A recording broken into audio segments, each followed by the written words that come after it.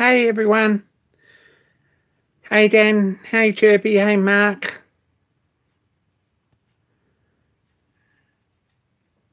Good evening. Things are all over the place here. Apologise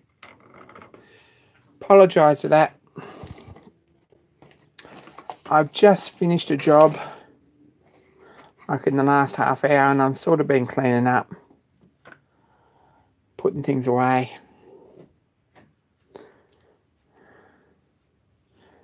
And I'm not really done yet. Hey Chirpy. Some good videos, Chirpy, on angle plates. They're looking all right.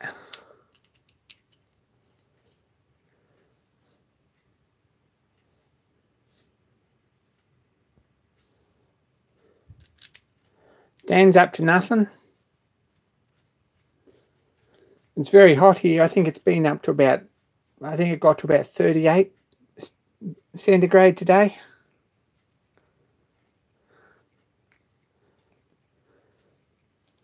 Hey Darren. I've been in the workshop most of the day getting things done. Hey Tommy.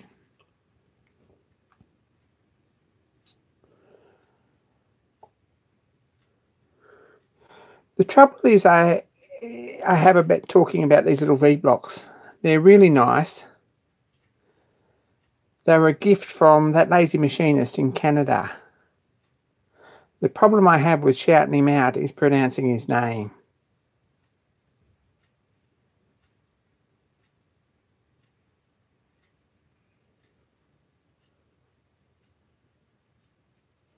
I think it's Mark Lacroix. Not sure about that now. I'd have to look it up. I've got it written down somewhere. But these are really nice. He made a video about making these. Go and check it out. That Lazy Machinist. If you haven't seen it already, you should. I've been using them today. Jeffy, that's right. One of these days I'll get to meet him and then I might need to actually use the name. But jolly French, eh? They're a really nice set, actually. They're my good set. He left a note in them saying they're not toolroom grade, but they're pretty jolly close. They're really nice. So they do get a bit of use and they're pretty helpful.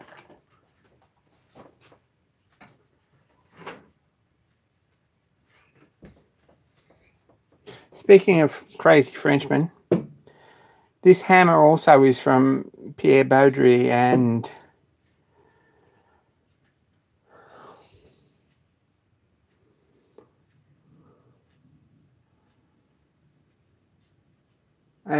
Phil Desjardins in Canada. They made these. A really nice hammer.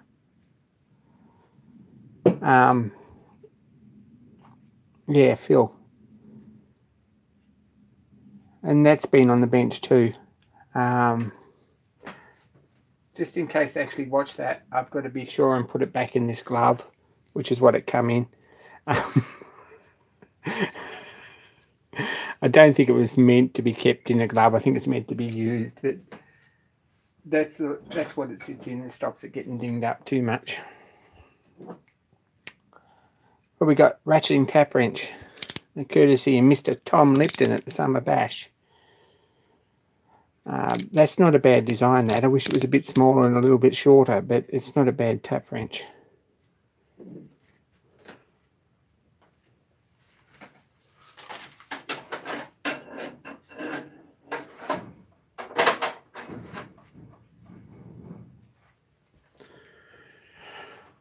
What else is happening? Been messing with the engraver. Hey Gary, good morning or good evening. Big thanks for the other week, Gary. Really appreciate that. And hi Raymond.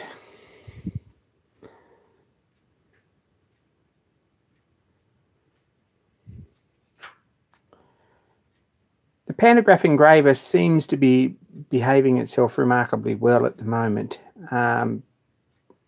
This is focus, focus, focus, focus.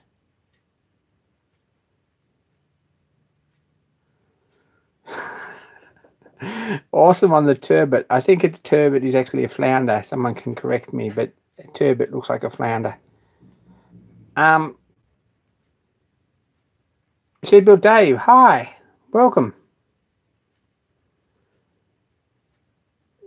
This is results anyway from the pantograph engraver. Pretty happy with that so far. Not too shabby at all. There'll be a couple of good in-depth videos. I've got a lot of footage I've got to put together on that. Try and get through some of the trials and tribulations and some new projects for it. It wasn't always that nice, but I think we're getting there. That was this weekend. And hi, Raymond. So, congrats. Yeah. The crazy thing happened this morning when I got up. Jimmy Stewart Arts. If you follow Jimmy Stewart Arts, awesome channel. He's a automata maker and an artist and a maker. Does some pretty cool stuff and a bit of low temperature alloy casting, some animation. Makes toys in the style that appeal to me, actually. But this year and last year he's done an award.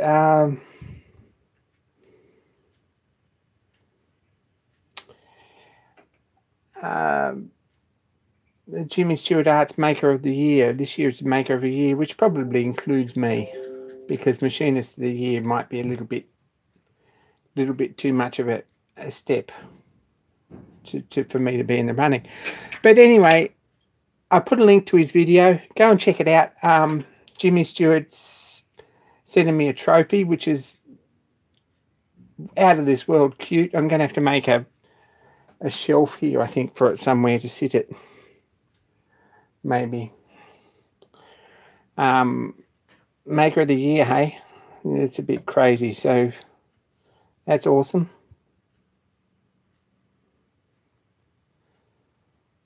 Go and check him out anyway, because he's got a good channel and he deserves a shout out. He makes some pretty cool things, I think.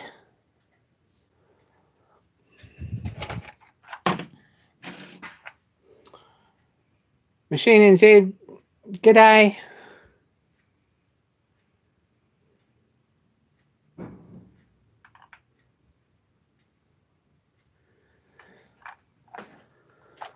I'm trying to get organised. I've got all these boxes with metric and imperial and so forth written on them. I'm not sure if it's the answer or not, but they all fit in my toolbox, so they're bamboo.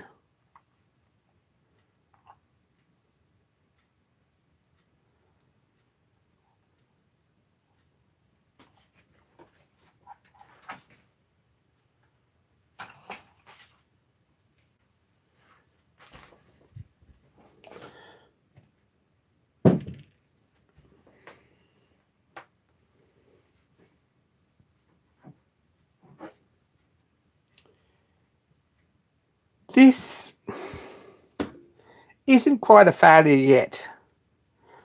I'm not real happy with it. I'm not sure where I've gone wrong. I'm pretty sure it's fixable.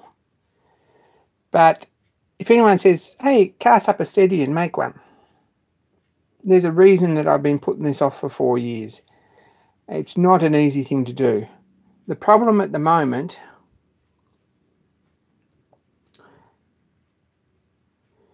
one of the problems at the moment, anyway, if we have a look, is that these don't line up. That's the first thing. Second thing is that this base isn't quite right for the bed and it needs a little bit of work. So I'm going to get that right first so that I can centre these. And whether this is actually bent, which is one option, it could have. I'm suspicious it may have. This arm may have bent, and if it has, it's not much good.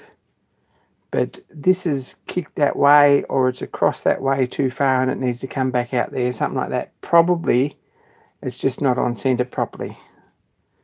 So whether I plug this again and remachine it, which is probably one option. Or whether if it's bent, we might just try and straighten it. That's the idea. As for adjusters, I'd hoped to put studs in here with a nut, with a flange on it, and a groove in here to adjust it. So that's sort of the theory. These are a nice reamer fit, and 12mm silver steel. I'm probably just going to put brass tips in the end of it. So that's where we are with that. Not a particularly easy thing to make. If anyone suggests that you should, not a particularly easy thing to make.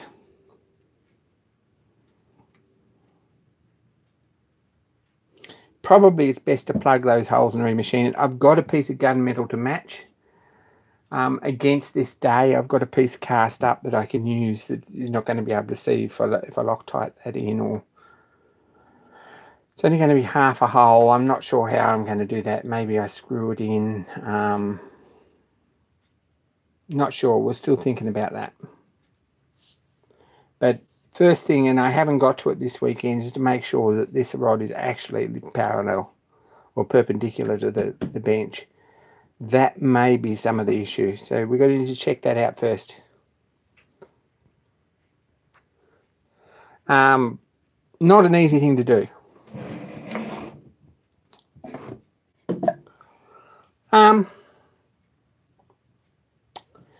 Been messing on this. This is the Stewart 400 crankcase core box.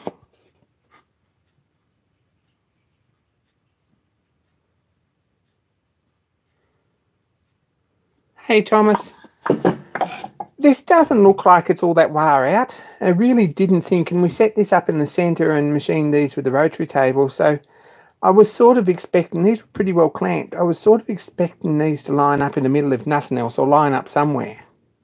But they don't, so I'm not sure about that. It's a bit of a mystery. This is the core box inside. Working on this. Probably I showed you this last week. I'm not sure if I've done a whole lot more. This last weekend I went to the foundry.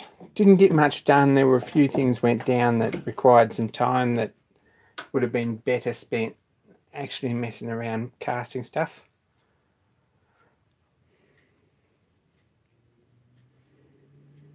Not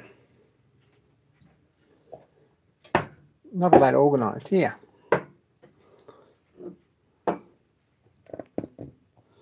We'll move that down there.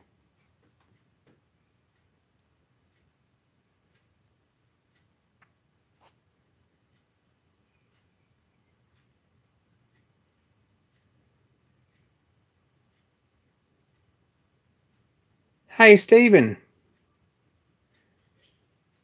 Someone said hi John. I didn't see John pop up, but there we go.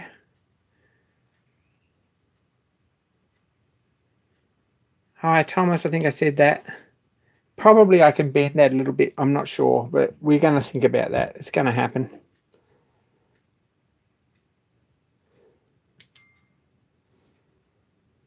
Oh, I'm going to try and get you enough light to see inside this. Didn't take the flashing off the casting, which was a bit of a pity.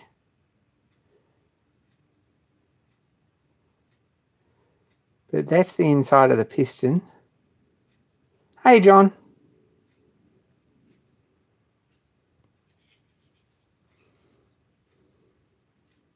Hi, Curly.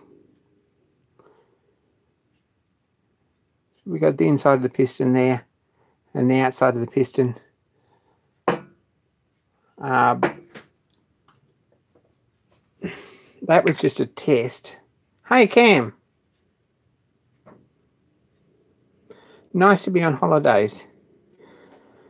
That's the core box. Haha, maker of the year.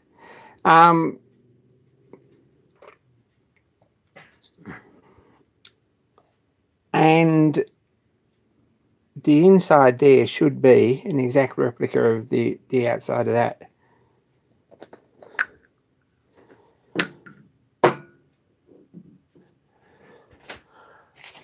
Some people had trouble wrapping their head around how this was actually cast.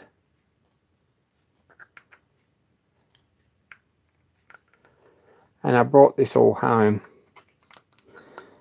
so that you can see. This is where it's chopped off here.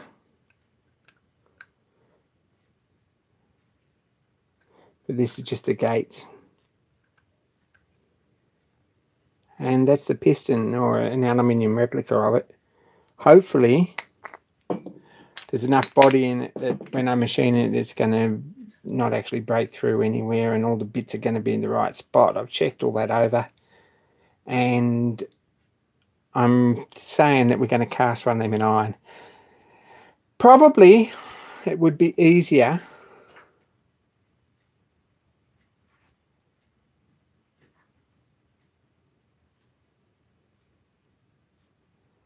thanks Chirpy for that. Casting iron, I think he probably uses zircon paint, or he's got some preparation he uses for them.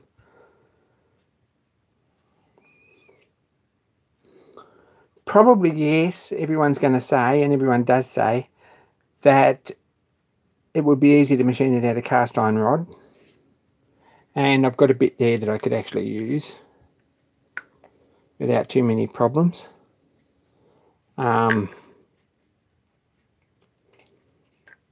At this point, it's a lot of messing around to machine that out so that there's enough weight off it to be any good.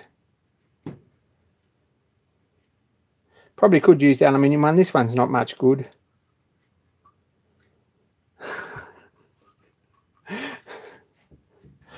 Yeah, got to keep up with the Johns of this world, John Creasy. Aluminium is a good material. This one's not much good because we didn't take the flashing lines off the core, and I think it's just a little bit too thin at 12 and 6 o'clock, and didn't use anything on the core to improve the surface finish, although it's not too shabby in there at all, really. But it's just a trial, so we'll see how we go with that. There's a note on there for Clark. Please clean flashing off cores before pouring, because that's fairly important. And there is a flashing line along the sides when you make the core. So I did that. There's a video up on Patreon about that. If you haven't seen it already, go and have a look, because you might need to be a patron. But just in case you're not, there's also a video up making parts for the little traction engine. So that might be some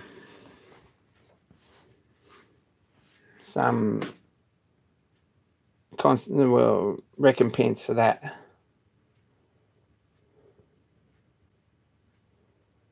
Hey Phil, we were just talking about you.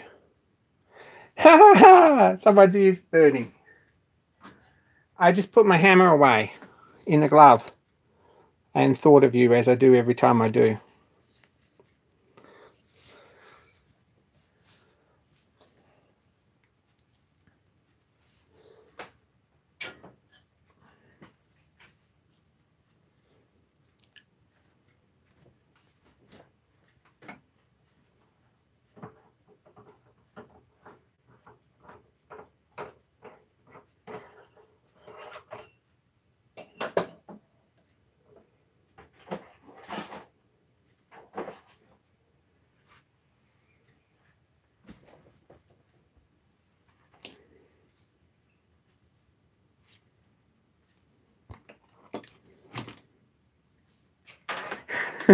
It gets a lot of use, Phil. It's a pretty good hammer.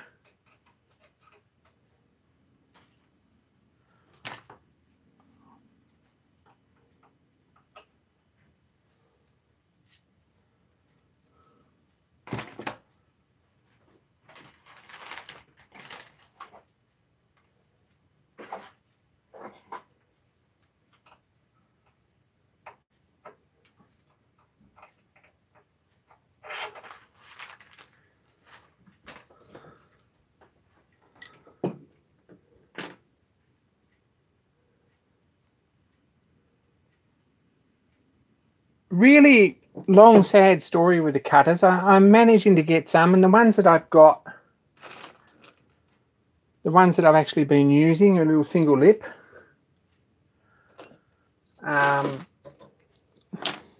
And getting on okay with them as far as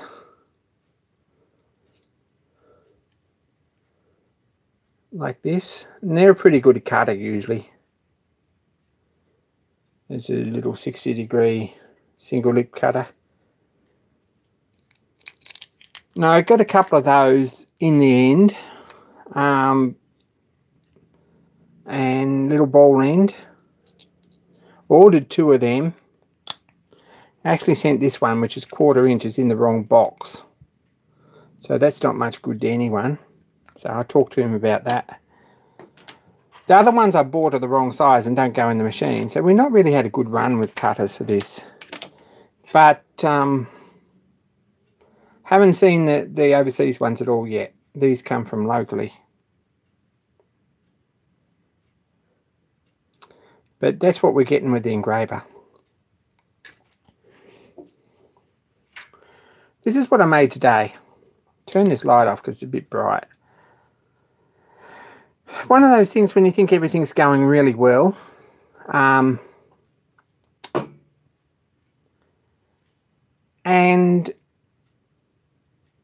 then discover that it's not going as well as you thought it was. This piece of steel I thought was 1214, a piece of metal. That's what's written on it. However, when I start machining it, it's grey malleable cast irons, ductile cast irons, really nice piece of stuff. And probably not really ideal for this, but that's what it is. I've machined that gear out and I machined this to fit. It's about 0.8 of a thou, 0.9, 0.8 or something like that, undersize. And I shrunk fitted on there, so I don't think it's coming off. Pretty confident that that's going to be a good job. And that goes on the back of the spindle for a good start on my gear cutting attachment for the Lorch lathe.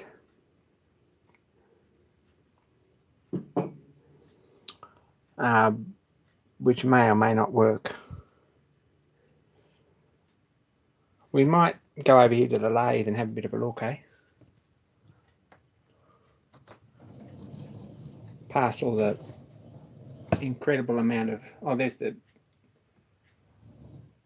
handle for the multi-fix. New chuck in the lathe, been using them today, really pleased with them. This 3-jaw,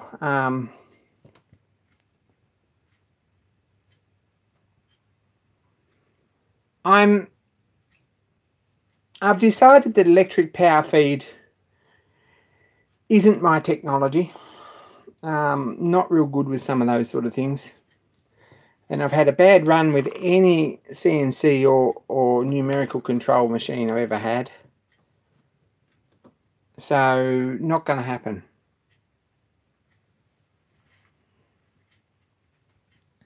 Enjoy your coffee, Phil.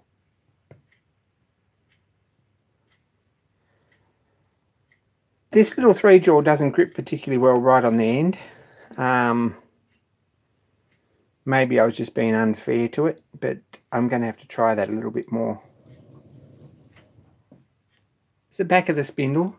Notice there's a dovetail here to clamp something on the back here, and we'll make a frame out here.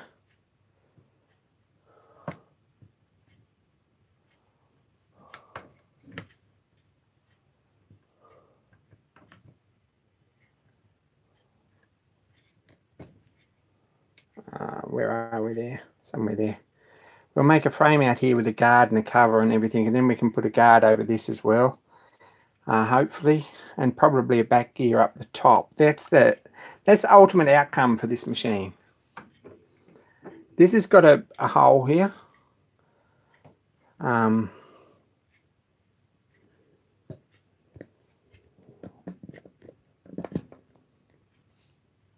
it's got a hole here for this particular attachment actually, and I've just put a seat on that grub screw to match that.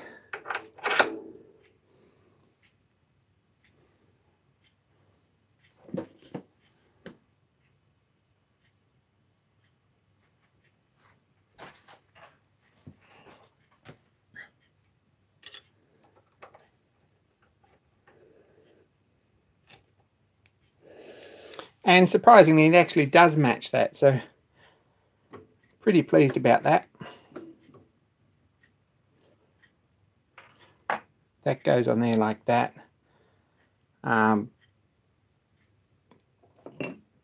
Drawbar still fits in here like this.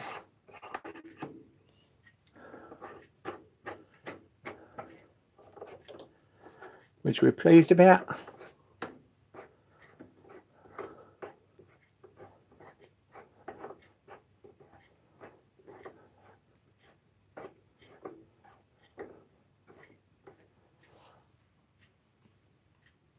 And we've got a 40-tooth gear on the back of the spindle.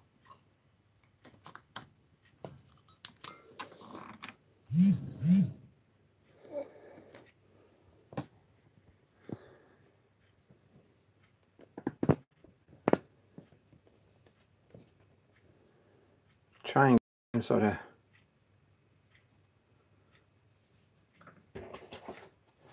these are just Chinese mini lathe gears.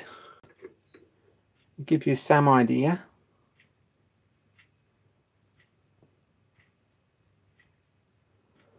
There'll be a plate on here with some slots for gear ratios, etc, etc, etc.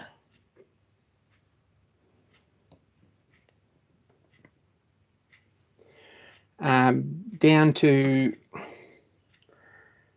a shaft with a bearing here on the bottom. And then there's a sliding piece in the middle here with a universal on each end. Goes from there up to this end here. So this is going to require some improvement or modification, because this particular launch slide hasn't got the modification for the mounting point for the universal drive from the screw cutting, and I don't believe very many of them do. So I'm going to bore that out and make a bronze bush to go in there when it's not in use, and a piece with a slotted pin to drive it when it is in use. So that's sort of what it's going to look like. And of course that comes to, eventually we're going to have to gear this machine down as well. Probably the genuine launch one has an attachment on here which puts the dog clutch out of gear at the end of the thread. Now it's just got a little ramp that lifts up and drops the dog clutch out. That seems like a really good idea too. I'm going to have to find some drawings and pictures of that, but the smaller one has that. I'm not sure about the bigger one because I've never seen one. Never even seen a picture of one. I'm not even sure if they made one for this machine, but we're going to. And with an extension, sliding extension here, we can move this down here and cut threads, or back up here and cut threads. So that's excellent, I hope.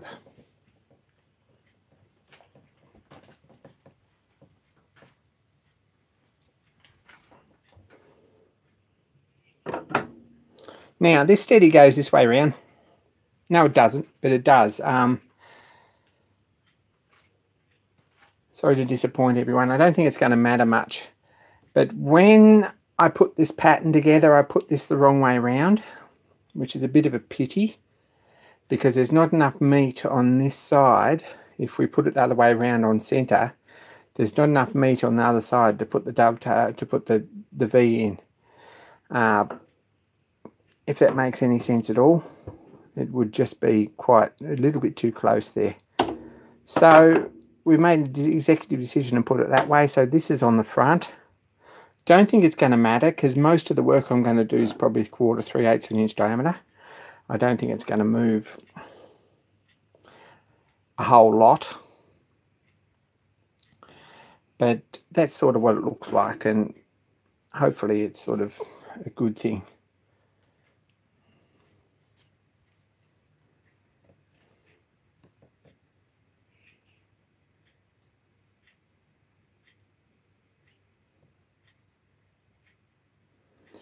Digger up, hi. Yeah, it's going to have, back to this, it's going to have a tumbler with 2 gears on it, I hope. That's the idea at this point, but we'll see. Schoeblen made 2 or 3 different variations for this size machine, for the 102, the Schoeblen 102, which was sort of this size. There's good pictures of those on the internet. One of them has tumbler reverse, and one of them is a much more compact machine that doesn't have tumbler reverse. So we will see. But I think it does need that.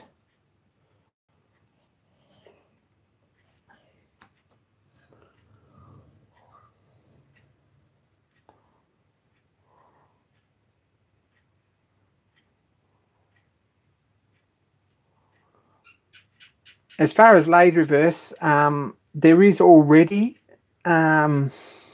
facilities in this here to reverse the lathe. I haven't got it hooked up because until this point I haven't had chucks that will stand too much reversing. I've got these now and I can run these backwards, so with any luck and a good downwind. So we will be hooking up, and I'll do a video on that. I'll hook up the reverse on this and get it going.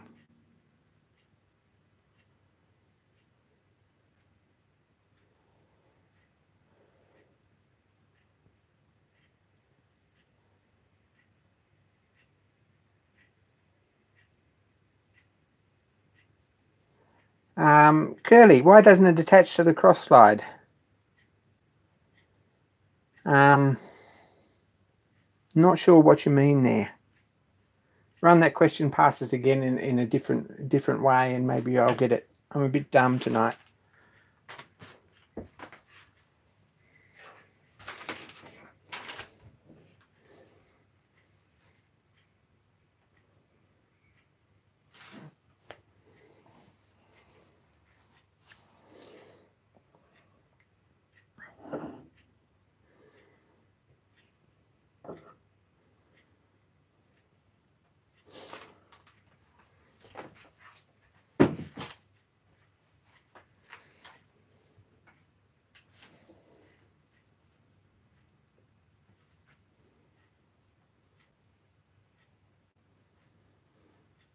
That's right. This is the plain turning lathe, and it just has a separate.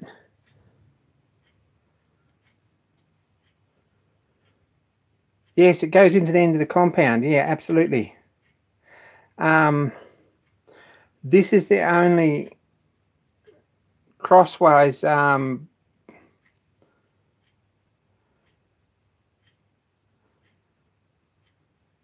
this is the only crossways movement on this lathe. This is actually clamped into place with a screw at the bottom, and you can move it backwards and forwards.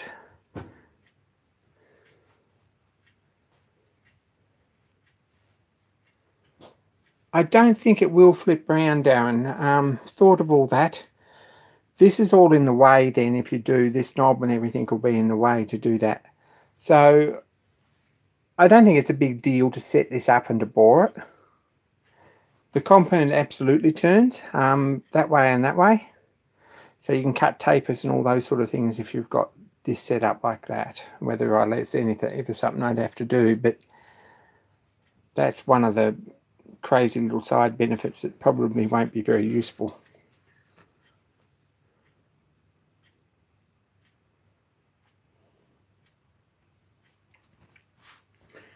So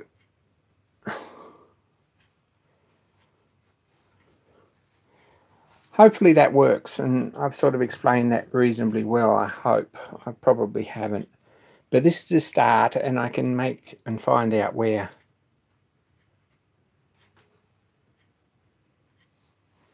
I can use a VFD to reverse it. It's not set up like this to do it, John. It throws the circuit breaker out because the electrician who set this up hooked it up like that. But I do have reversing on the overhead drive shaft, so it's just a matter of hooking that up. And that's only a month away when the belts get here. I've had trouble getting belts, but I've got a new belt for here because this one's dead. And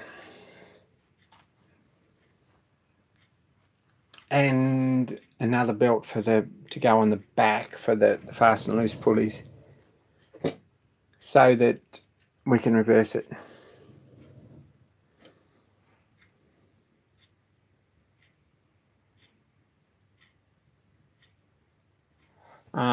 There's the mysteries of the German plane turning lathe, the second operation lathe. It's a little bit different to anything that you see anywhere else in the world. Not sure why. A good accurate machine, does some good work, good bearings, good repeatable slides. This is a 2mm pitch screw, so to do metric threads, it makes working out the gear ratios pretty simple.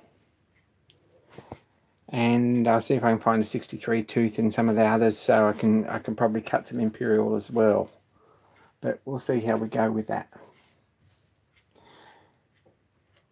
These gears are just Chinese 7x10, 7x12 or whatever. Manil lathe, a Manil that, as this old Tony says, Manil that change gears, the steel ones, and they are steel. I thought they were cast, but they actually are steel, so I think they'll answer pretty well. And it's not going to stick out here all this far.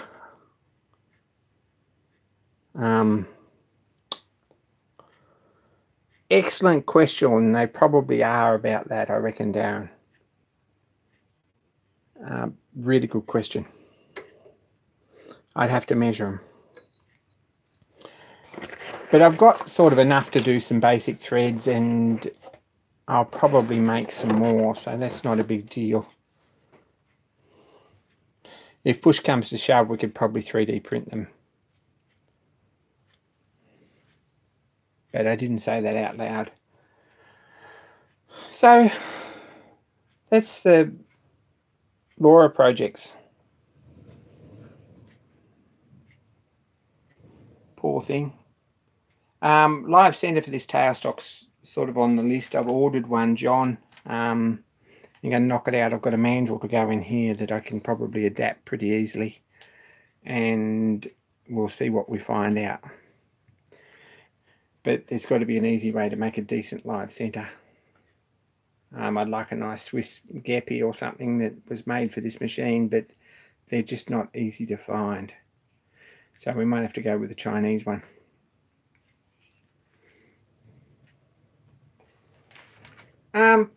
Probably working on a, I'm not going to show you, but I'm working on a pattern too for a drill stand.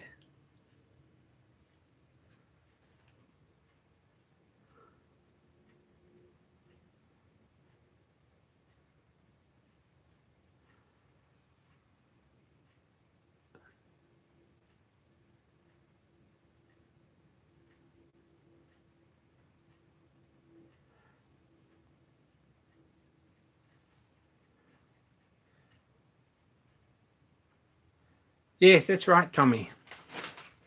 Anyway, I'm probably working on a pattern for a drill index, a metric one, because I don't have anything that's sort of any good. Probably should shout out Adam Carmichael too. I don't think I've done that yet. I meant to the last couple of videos. He sent me this little chuck key for Christmas. Which fits the little Sherline forge all nicely.